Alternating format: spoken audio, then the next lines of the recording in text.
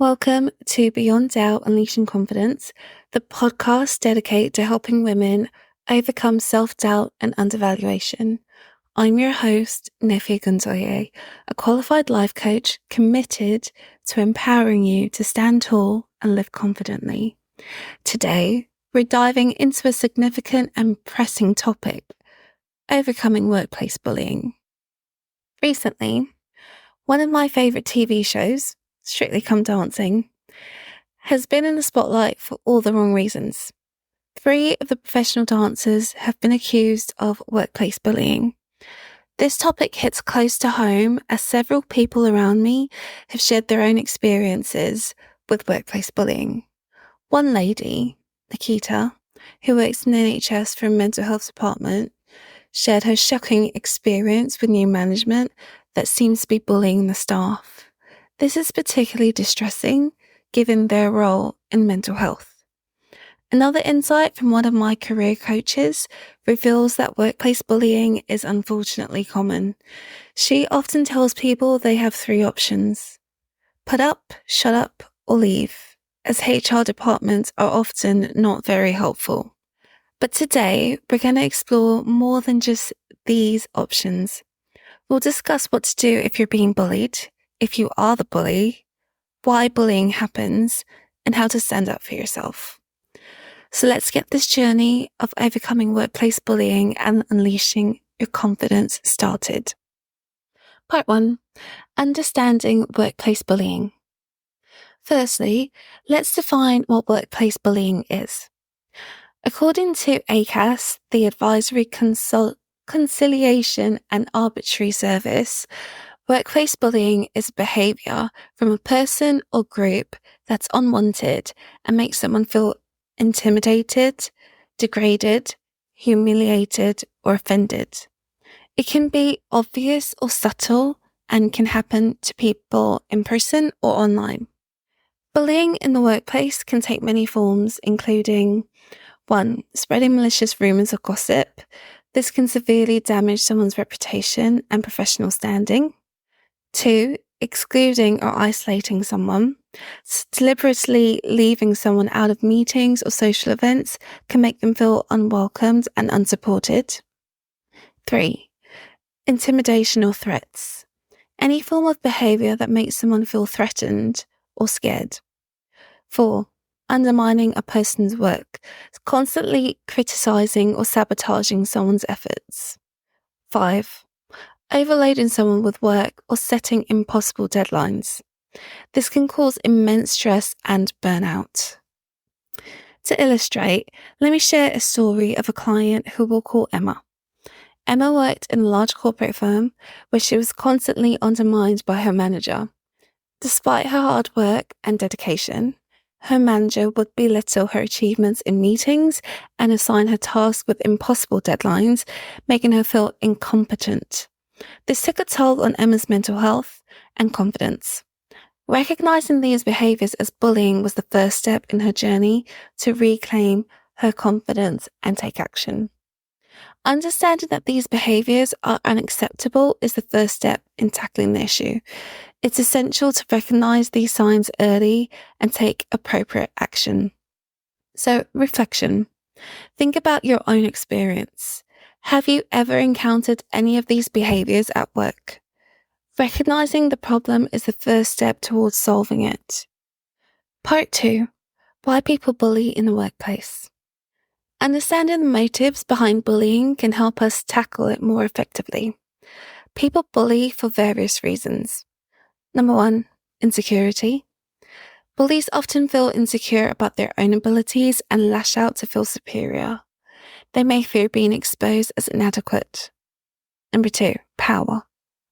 Some individuals enjoy exerting power over others, using bullying as a means of control. This is often seen in hierarchical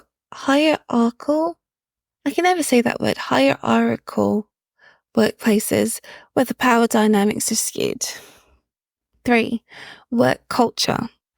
In some workplaces, toxic culture allows bullying to thrive, sometimes even encouraging it. A lack of strong leadership and clear policies can contribute to this. Number 4, personal issues. Personal problems or stress can sometimes cause people to act inappropriately at work. This doesn't excuse their behaviour, but it can explain it. For instance, in the case of Strictly Come Dancing scandal, the accused dancers may have felt the pressure to perform and maintain their status, leading them to bully others as a misguided way to cope with their insecurities. I will just add that nothing's been officially proven or said yet, it's just out there. But this kind of behavior often stems from a place of fear and anxiety about their own capabilities. Recognizing these motives can help us approach the problem with more empathy and strategy. So by understanding why someone bullies, we can better address the root cause and work towards a healthier workplace environment. Reflection. Consider the dynamics in your workplace. Are there pressures or cultural issues that might be contributing to bullying behavior? Understand the context can be key to addressing the problem effectively. Part 3. What to do if you're being bullied. If you find yourself a target of bullying, there are several steps that you can take to protect yourself and address the situation. Number 1. Document everything. Keep a record of all bullying incidents, including dates, times, what was said or done, and any witnesses. This documentation can be crucial if you need to escalate the issue. Number 2, seek support. Talk to a trusted colleague, friend, or mentor about what's happening. Sometimes just having someone to listen can be a big difference. Number 3, confront the bully. If you feel safe, address the bully directly. Use I statements to express how their behavior affects you. For example, I feel uncomfortable when you speak to me that way. This can sometimes diffuse a situation and make the bully aware of their behavior. Number 4, report it to IT. Follow your company's grievance procedure. Report the bullying to HR or a manager. If you feel that internal channels are not sufficient, you might consider seeking external advice or legal counsel. Number 5, self-care. Look after your mental and physical health. Engage in activities that reduce stress and boost your well-being. Exercise, meditation, and hobbies can all be great ways to maintain your health during difficult times. I recall a time in my early career when I faced workplace bullying. It was subtle, but it wore me down over time. I documented the incident, confided in a mentor, and eventually confronted the bully in a calm and assertive manner. It wasn't easy, but taking these steps helped me regain control and confidence. My mentor's support was invaluable, and documenting everything gave me the confidence to address the situation formally. I eventually left that business for other reasons, but, following this procedure actually just kind of helped make things a bit better. So reflection. If you're currently experiencing bullying, which of these steps can you take today? Sometimes just starting with documentation or seeking support can make a big difference. I know that for me, early on, having a mentor, like someone that I could go to and confiding, because that was one of my very first few jobs. I hadn't experienced that before and I didn't really know what to do, but being able to talk to someone about it helped a huge amount. Part 4. What to do if you are the bully. If you recognize that you might be bullying someone, it's crucial to take responsibility and change your behavior. This is not only for the well-being of others, but also for your personal and professional growth. So number 1, self-reflection. Understand why you're behaving this way. Are you feeling insecure, stressed, or pressured? Reflect on your actions and their impact on others. Number 2, apologize. Sincerely apologize to the person you've bullied. Acknowledge your actions and their impact. This can be a powerful it can be a powerful step towards healing and improving your relationships. Number 3, seek help. Consider speaking to a coach, therapist, or counselor to address the underlying issues. Professional guidance can help you understand and change your behavior. Number 4, change your behavior. Actively work on improving your behavior and building healthier relationships at work. This might involve learning new communication skills, managing stress better, or improving your emotional intelligence. One of my clients, who we'll call Laura, realized that her behavior towards a colleague wasn't appropriate. Through self-reflection and therapy, she understood her actions were a result of her own insecurities. Apologizing and making a conscious effort to not only change improved her work relationships, but also her self-esteem. Laura found that addressing her own issues made her feel more confident and less inclined to bully others. Reflection. If you've recognized bullying behavior in yourself, what steps can you take to address it? Self-reflection and seeking help are crucial first steps. Part 5. What to do if you witness bullying. Witnessing bullying can be just as distressing. It's important to take action, not only to support the victim, but also to foster a healthier work environment. Here's how you can help. Number 1, support the victim. Offer your support and let them know they're not alone. Sometimes just knowing someone is on their side can make a huge difference. Number 2, document the incidents. Keep a record of what you've witnessed. This can be crucial if the victim decides to report the bullying. Number 3, speak up. Report the bullying to HR or a manager. Your voice can make a difference. If you feel safe, you might also consider addressing the bully directly. Number 4, promote a positive culture. Encourage a culture of respect and inclusion in your workplace. Be a role model for positive behavior and encourage others to do the same. As I've worked in various accountancy practices over the last, almost 17 years, I have lots of stories about workplace behavior. And I remember a time when a colleague was being bullied by a manager. Another colleague, who we'll call Julia, witnessed this incident and decided to support the victim. Julia documented the incident and reported them to HR. Her actions led to an investigation and eventual resolution, showing the power of speaking up. Julia's courage not only helped the victim, but also highlighted the issue to the entire organization, eventually prompting policy changes. So, reflection. Have you ever witnessed bullying at work? How did you respond? If it happens again, what steps can you take to support the victim and address the situation? Part 6. Tips for reducing bullying and setting good boundaries. Preventing bullying starts with fostering a positive workplace environment. Here are some tips. Number 1, set clear policies. Ensure your workplace has clear anti-bullying policies in place. These should be communicated to all employees and enforced consistently. Number 2, training. Provide regular training on workplace bullying and harassment. This helps to educate employees about what constitutes bullying and how to prevent it. Number 3, open communication. Encourage open and honest communication among staff.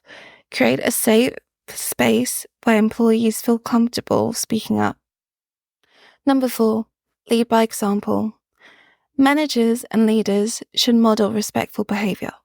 They set the tone for the rest of the organization. Number 5, empower employees. Encourage employees to set boundaries and stand up for themselves. Provide resources and support to them to do so. A company I worked with implemented a comprehensive anti-bullying policy and provided training for all employees. They also established a zero-tolerance stance on bullying, which drastically improved the work culture and reduced incidents of bullying. Regular workshops and an open door policy for reporting issues contributed to a more supportive and positive environment. Setting boundaries is crucial for maintaining your mental health and well-being, so here are some steps that you can also take. 1. Be assertive. Communicate your boundaries clearly and confidently. Use I statements to express your needs and feelings. 2. Learn to say no. Don't be afraid to decline requests that overstep your boundaries. Remember, saying no is a form of self-respect. 3. Seek support. If you're struggling to set boundaries, seek advice from a coach or mentor. They can provide guidance and encouragement. One of my clients, Chloe, learned to set boundaries by being assertive and communicating her needs clearly. This not only improved her work relationships, but also her overall well-being. She found that by setting clear boundaries, and I mean clear because, this took months to sort out, guys, because she'd set boundaries and then someone would step over them and then there would be no consequences. So, she had to reinforce those boundaries because you're always going to have someone trying to see how far they can push it. So make sure that you set clear boundaries, and then she was able to manage her workload better and reduce stress. Reflection. How comfortable are you with setting boundaries at work? What steps can you take to improve your boundary setting skills? Part 7. What to do if you leave. If you decide to leave a job due to bullying, here are some steps to ensure a smooth transition. 1. Exit interview. Use this opportunity to discuss the bullying with HR. Provide detailed feedback to help the organisation address the issue. 2. Seek legal advice. If the bullying was severe, consider seeking legal advice. Understanding your rights and options can be empowering. 3. Look after yourself. Take time to heal and focus on your well-being. Engage in activities that bring you joy and reduce stress. 4. Plan your next steps. Consider what you want from your next role and seek a positive work environment.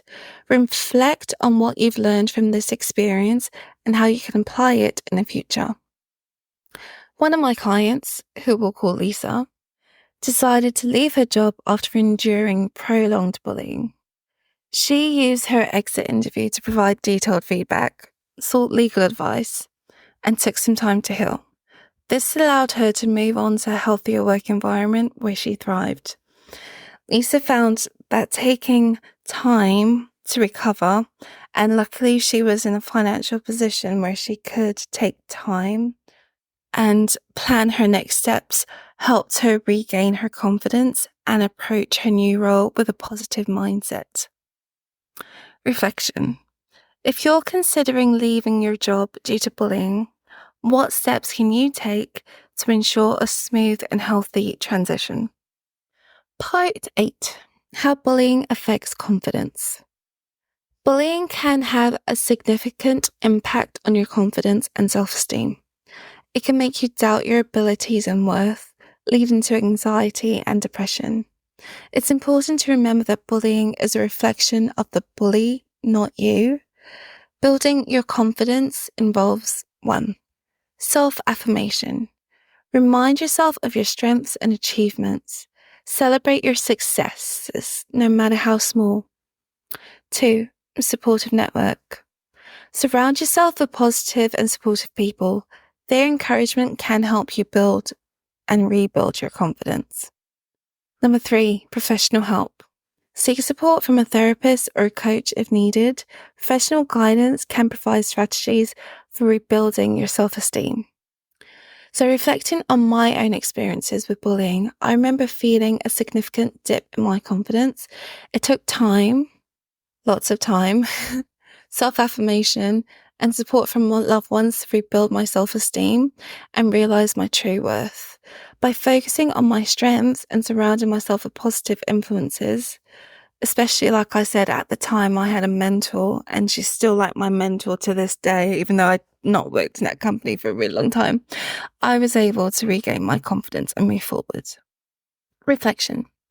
If bullying has affected your confidence, what steps can you take to rebuild it? Consider focusing on self-affirmation and seeking support from trusted individuals. Part 9. Practical exercises and techniques. Let's dive into some practical exercises and techniques to help you stand up against bullying and regain your confidence. Number 1, assertiveness training. Practice saying no and expressing your needs clearly. Role-playing scenarios can be very effective. Number 2, mindfulness and meditation. These practices can help reduce stress and increase your resilience. Regular mindfulness practices can improve your overall well-being. Number 3, journaling. Keep a journal to document your thoughts, feelings, and progress. This can be a powerful tool of self-reflection and growth. Number 4, positive affirmations. Create a list of positive affirmations and repeat them daily. This helps reinforce a positive self-image. Number 5, visualization. Visualize yourself handling bullying situations confidently. This mental practice can prepare you for real-life encounters. One technique I recommend is the power pose exercise. Stand tall with your feet shoulder width apart, hands on hips, and chin slightly lifted. I also call this like the Superman pose. So hold this pose for 2 minutes. This can boost your confidence before entering challenging situations. Reflection. Which of these exercises resonates with you the most? Can you incorporate it into your daily routine to build your confidence and resilience? Part 10. Building a supportive work environment. Creating a supportive work environment is essential to prevent and address bullying. Here are steps you can take as an individual or manager. Number 1, foster inclusion. Encourage a culture of inclusion where everyone's contributions are valued. This can involve team building activities and open forums for discussions. Number 2, regular check-ins. Managers should conduct regular one-on-one check-ins with employees to address any concerns. Now, I say regular, like it doesn't have to be an hour long. It could be 5 minutes. Just, in the kitchen when you're both making your morning coffee. How you doing? You okay? You struggling? Like this provides an opportunity for employees to voice their issues in a safe setting. Number 3, peer support groups. Establish peer support groups where employees can share their experiences and support each other. These groups can provide a sense of community and mental support or mutual support. Number 4, anonymous reporting. Implement an anonymous reporting system for bullying incidents to encourage people to come forward. This can help uncover issues that might otherwise go unreported. At a company I worked with, implementing peer support groups and anonymous reporting led to a significant reduction in bullying incidents and an improvement in overall employee morale. So employees felt more supported and were more likely to speak up about issues, leading to a healthier work environment. Reflection. What steps can you take in your workplace to foster a supportive environment? Consider suggesting some of these initiatives to your HR department or management team if you're confident enough. Part 11. Expert insights. So to provide a deeper understanding of workplace bullying, let's hear from some experts in the field. I had the pleasure of interviewing Dr. Jane Smith, a psychologist specialist in workplace dynamics, and Ms. Rachel Doe, an HR consultant with years of experience in resolving workplace confidence. Dr. Jane Smith said, and I quote, "Workplace bullying is a complex issue that often stems from power imbalances and organizational culture. It's important for individuals to recognize the signs early and take proactive steps to address it. Organizations should foster a culture of respect and inclusion, and clear policies and training to prevent bullying.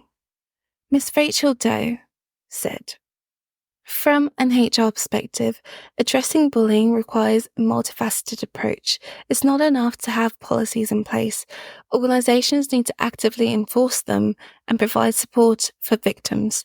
Regular trainings and open communication channels are key to creating a safe work environment." Their insights underline the importance of a holistic approach to tackling workplace bullying. Addressing bullying requires effort from both individuals and organizations. Reflection. How does your workplace measure up in terms of addressing bullying? What improvements could be made to create a safer and more supportive environment? Resources. Here are some resources to help you further. If you click on the link in the description, there will be links to scientific resources, so the Workplace Bullying Institute, ACAS, as I said earlier, Advice, Conciliation and Arbitration Service, National Institute of Health and Care Excellence, NICE, UK helplines. So, number 1, Bullying UK, 0808 800 2222. Samaritans, 116 123. Not sure about that. So for additional resources, you can visit my resource page at nefewellness.com/resources. And I have 3 recommended books. So number 1, The Bullying at Work by Gary Name and Ruth Name. Number 2, Working with Monsters by John Clark. Number 3, Bullying Insight by Tim Field. All these links will be in the description. Summing up. Thank you for joining me on this extended episode of Beyond Doubt Unleashing Confidence. Remember, you have the power to stand up against workplace bullying and reclaim your confidence. If you found this episode helpful, please share it with others who might benefit.